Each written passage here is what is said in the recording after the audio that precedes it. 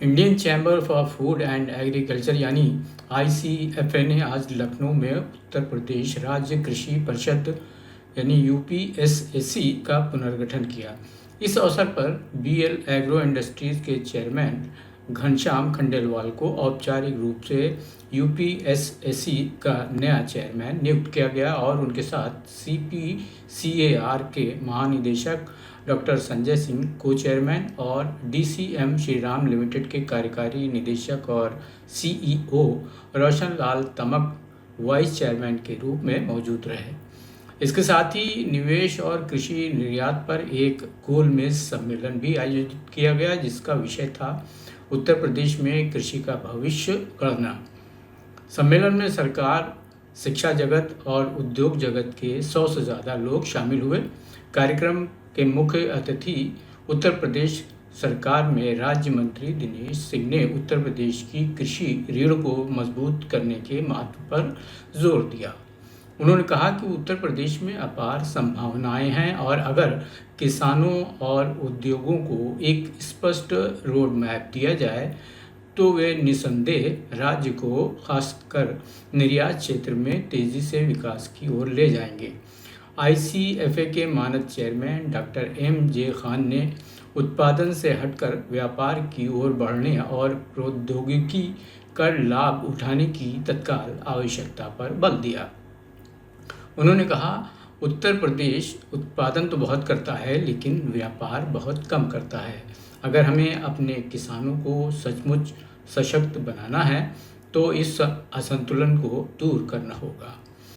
इस मौके पर मीडिया से बात करते हुए chairman emeritus UPSAC Mukesh Singh ने आज की राउंड टेबल कॉन्फ्रेंस के मकसद के बारे में बताया। वहीं उत्तर प्रदेश राज्य कृषि परिषद के नियुक्त चेयरमैन जो BL एग्रो इंडस्ट्रीज के चेयरमैन भी हैं ने अपनी नई जिम्मेदारी पर खरा उतरने की बात कही और भविष्य के लिए एक रोड मैप तैयार करने की भी बात कही।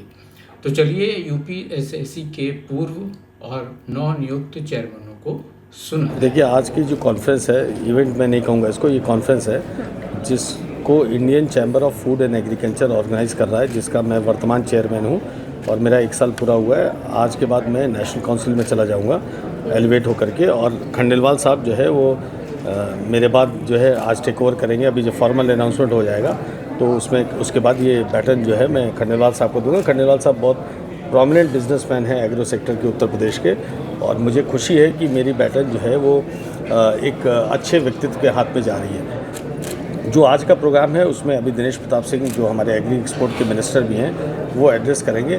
बेसिकली उत्तर प्रदेश में एग्री एक्सपोर्ट को कैसे बढ़ाया जाए। TK शिबू साहब भी यहाँ पर है, एग्री एक्सपोर्ट के डायरेक्टर, CMAP के, CSR के, NBRI के सभी लोग हैं यहाँ पर। उत्तर प्रदेश में इन्वेस्टमेंट अपॉर्चुनिटीज़ क्या हैं इस सेक्टर में और उनको कैसे एक्सपोर्ट किया जाए। As a chamber of commerce हमारा क्या रोल होना चाहिए, कैसे हम अपने फार्मर्स को जो उनका प्रोड्यूस है उसको कैसे लिंकेज प्रोवाइड कराएं, कैसे फैसिलिटेट करें, कैसे हम दूसरे ऑर्गेनाइजेशन के साथ इंटीग्रेट करके काम करें, उस पर आज यहाँ पर डिलिब्रेशंस है। मैं खंडेलवाल साहब मेरे बहुत अच्छे मित्र हैं और मैं इनको शुभकामनाएं देता हूं और मुझे लगता है कि चैम्बर जो है चेयरमैनशिप एक अच्छे हाथों में जा रही है और मैं नेशनल लेवल पर चैम्बर के लिए काम करूंगा और यहाँ पर मैं चेयरमैन एमरिटस हो जाऊंगा।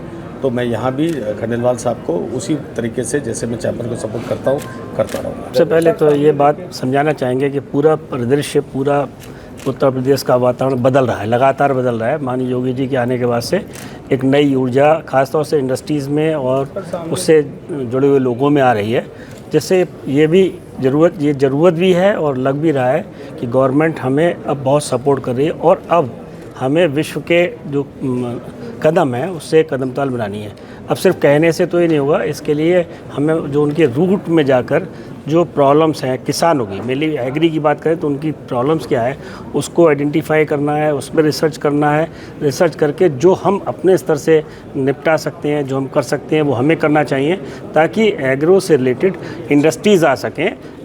एग्रो से रिलेटेड जब इंडस्ट्रीज़ आएंगी तो हम एग्री आइटम्स के एक्सपोर्ट की बात करेंगे। तो ओवरऑल कैसे यूपी कैसे 1 ट्रिलियन GDP में जाए, कैसे किसान डबल क्या कहते हैं मुनाफा वगैरह, कैसे टेक्नोलॉजी हम उनको दें या हम क्या करें, उसके बारे में बैठ के बात करनी होती है। अगर हर व्यक्ति इंडिविजुअल अपने अपने प्रयास करेगा तो संभवतः वो प्रयास इतने बेहतर परिणाम नहीं लाएंगे। जब हम बहुत सारे पढ़े लिखे समझदार लोगों के बीच में बैठेंगे और जिसकी प्रॉब्लम है उनके साथ बैठेंगे तो हम ऐसा कोई ना कोई रोड मैप जरूर बना लेंगे जिससे हम उत्तर प्रदेश को विश्व में या मतलब इंडिया में तो अग्रणी है ही उत्तर प्रदेश एग्री में, लेकिन विश्व में भी हमारी एक अपनी एक विशेष अमिट छाप हो, इसके लिए प्रयासरत है। ऐसा हमें कार्य दिया गया है। मुझे लगता है कि जितनी मेरी क्षमता है मैं अपनी क्षमता योग्यता के अनुसार उसको करने में अब जो है क्या कहते हैं रिसर्च और डेवलपमेंट पे बहुत ज़्यादा ध्यान दिया जा रहा है। माननीय मोदी जी के कई भाषण आप सुने तो उसमें लगेगा कि वो रिसर्च डेवलपमेंट में बहुत ज़्यादा ध्यान दिया जाता है। तो रिसर्च और डेवलपमेंट ध्यान से माननीय मोदी जी के कहने से, माननीय योगी जी के कहने से नहीं होगा।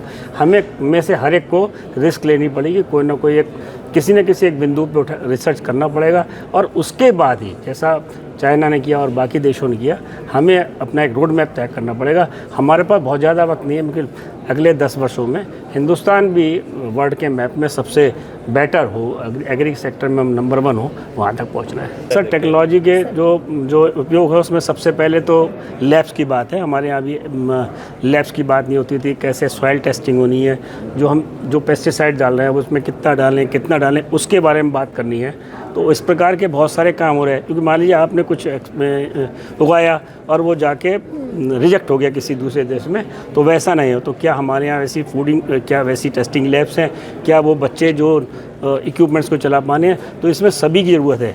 मान लीजिए मैं अगर अपनी बात करूं तो मुझे रोहिलखंड यूनिवर्सिटी से मुझे हेल्प लेनी पड़ती है या मुझे जो है ICAR से हेल्प लेनी पड़ती है कि अगर मैं कुछ नहीं समझ सकता हूं तो मैं उनके माध्यम से समझूं। हमारे यहाँ वैज्ञानिक बहुत हैं, काम भी बहुत हैं, मतलब बेटर इनोवेशंस भी आ रहे हैं और रिसर्च भी कर रहे हैं, लेकिन रिसर्च को हम कॉमर्स में नहीं कन्वर्ट कर पा रहे हैं, इंडस्ट्री में कन्वर्ट नहीं कर पा रहे हैं। ये प्रॉब्लम है जिसके लिए बहुत जगह लोग प्रयास कर रहे हैं। हमें लगता है कि अगले 4-5 साल में आपको देखने को मिलेगा कि हम रिसर्च के माध्यम से इसी धरती को, इसी उपज को कहीं आगे ले जाने में सक्षम होंगे। हमारा देश कृषि प्रधान है, तो हम जेनेटिकली मॉडिफाइड सीड लाकर सबकी रोजी रोटी पर डाका नहीं डाल सकते हैं। तो वो अलग बात है, उनकी अलग परिस्थिति है, वो अलग तरीके से काम करेंगे। हमारी अलग परिस्थिति है, हम अलग करेंगे। पूरे US की आबादी 30 करोड़ है, उनके पास ज़मीन हमसे 8 गुनी है, हमारी 140 करोड़ की आबादी है, ज़मीन कम है। तो हमें हमारा जो परिवेश है, हम सोचने कि हम US जैसे हो जाए नहीं होगा। हमें हमारे अपने दायरे में रह के हम क्या बेस्ट कर सकते हैं उस पर ध्यान देना होगा।